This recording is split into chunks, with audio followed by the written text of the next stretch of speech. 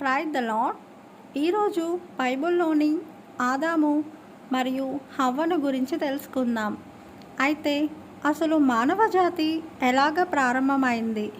దేవుడు ఆదామును మట్టితో చేసి హవ్వను ఆదాము ప్రక్కటెముకను తీసి ఏ విధంగా సృష్టించాడో ఈ వీడియోలో తెలుసుకుందాం. దేవుడైన యెహోవా మొదటి 5 రోజులు భూమిని, ఆకాశాన్ని, సూర్యచంద్ర నక్షత్రములను మరియు భూమి మీద ఉన్న సమస్త జీవరాశులను సృష్టించాడు. అయితే 6వ రోజు మాత్రం మానవ జాతి ప్రారంభమవుతుంది. అప్పుడు భూమి మీద ఉన్న సమస్త జీవరాశులను ఏలడానికి మరియు భూమిని సేద్యం చేయడానికి నరుడు లేడు. అప్పటి వరకు భూమి మీద వర్షం కురవలేదు.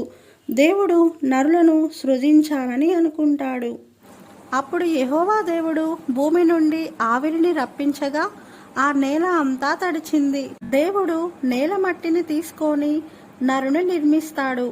అతని నాసికా రంధ్రంలో జీవవాయువును ఊదినప్పుడు మనిషి జీవము గలవాడై జీవాత్మ అయ్యాడు. దేవుడు ఆదామును సృజించిన తరువాత తూర్పు దిక్కున ఏదెను తోటను వేసి అందులో ఆదామును ఉంచుతాడు. అయితే యెహోవా దేవుడు చూడడానికి ఎంతో రమ్యంగా ఉన్న చెట్లను మరియు తినుటకు ఉపయోగపడే అనేక రకములైన చెట్లను భూమి నుండి మొలిపిస్తాడు. మరియు జీవవృక్షమును, మంచి చెడుల తెలివినిచ్చు వృక్షములను ఆ తోట మధ్యలో ఉంచుతాడు. ఆ తోటను తడపడానికి ఏదెనులో నుండి ఒక నదిని చేస్తాడు. ఆ నది ఏదెను తోట నుండి చీలిపోయి 4 సేకలుగా ఉంటుంది. దేవుడైన యెహోవా ఆదాముతో ఈ విధంగా చెప్తాడు, నీవు ఈ తోటలో ఉన్న ప్రతి వృక్ష ఫలములను నిరభ్యంతరంగా తినవచ్చును. కానీ ఈ తోట మధ్యలోనున్న మంచి చెడుల తెలివినిచ్చు వృక్ష ఫలములను మాత్రం తినకూడదని చెప్తాడు. అవి తిన్న దినమున నీవు నిశ్చయంగా చనిపోతావని ఆదాముతో ఆజ్ఞాపిస్తాడు. దేవుడు ఆదామును ఒంటరిగా ఉండడం చూస్తాడు. అలా ఒంటరిగా ఉండడం మంచిది కాదని భావించి ఆదాముకు సాటి అయిన సహాయం చేయాలనుకుంటాడు. అప్పుడు దేవుడు ప్రతి భూజంతువులను, ఆకాశ పక్షులను వాటికి పేర్లు పెట్టమని ఆదాము వద్దకు రప్పిస్తాడు. అప్పుడు ఆదాము దేవుని జ్ఞానంతో నిండినవాడై వాటన్నిటికీ పేర్లు పెడతాడు. ఆదాము ఏ పేరు పెట్టెనో ఇప్పుడు వాటిని మనం ఆ విధంగానే పిలుస్తున్నాము. ఆదాము వాటన్నిటికీ పేర్లు పెట్టినా కూడా సాటి అయిన సహాయం లేకపోయెను.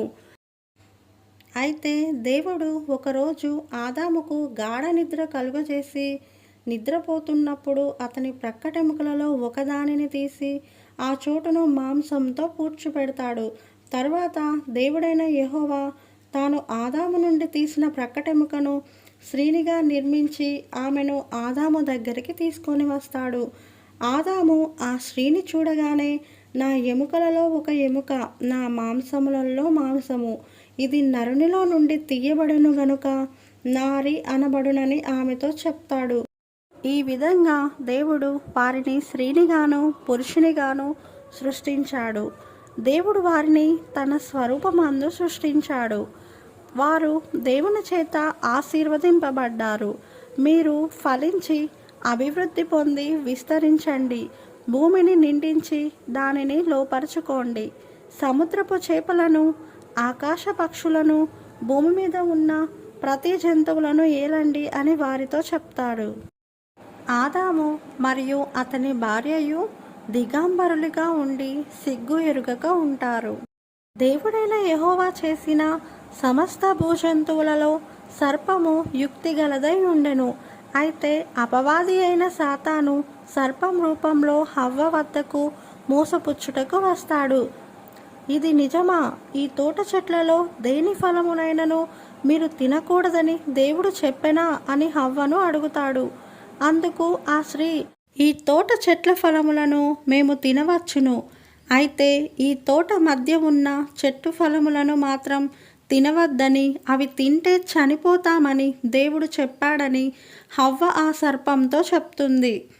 అప్పుడు ఆ సర్పము హవ్వతో, మీరు చావనే చావరు, ఎందుకంటే మీరు వాటిని తినుదినమున మీ కన్నులు తెరవబడతాయి, మీరు మంచి చెడులను తెలిసిన వారై దేవతల వలె ఉంటారని ఆ స్త్రీతో చెప్తుంది.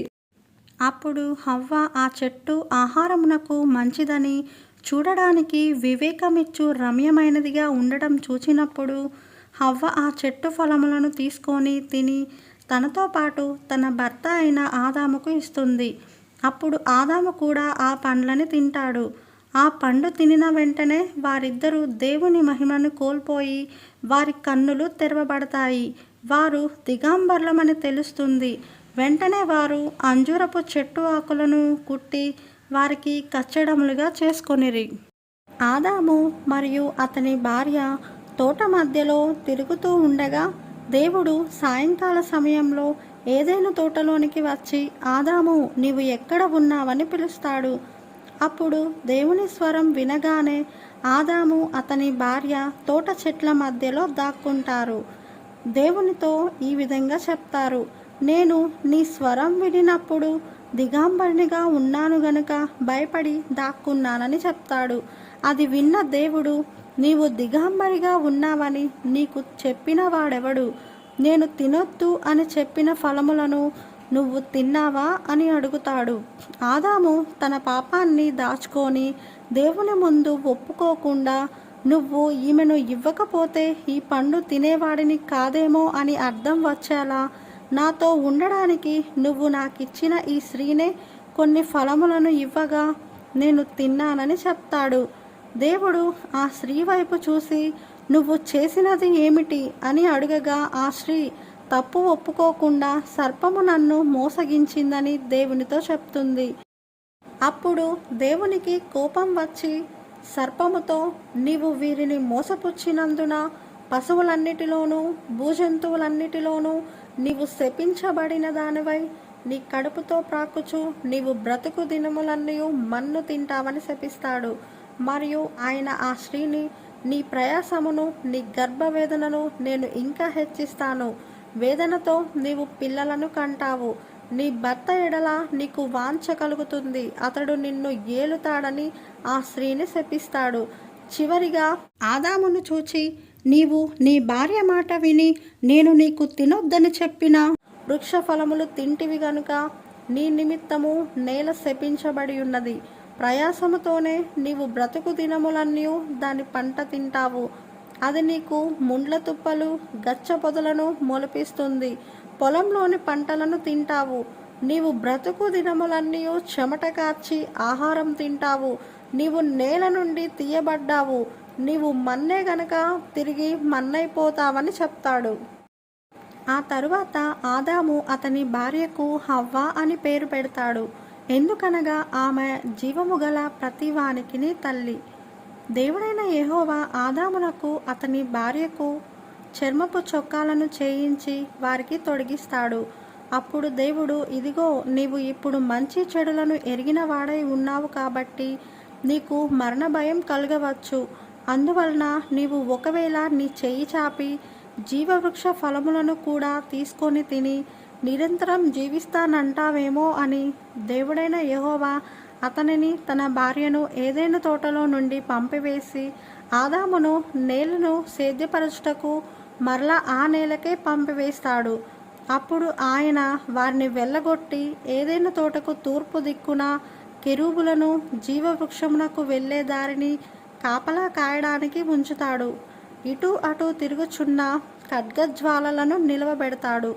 ఈ విధంగా దేవుడు వారిని వెళ్ళగొట్టిన తరువాత వారి జీవితాన్ని కొనసాగిస్తారు. అప్పుడు వారికి ఒక కుమారుడు పుడతాడు.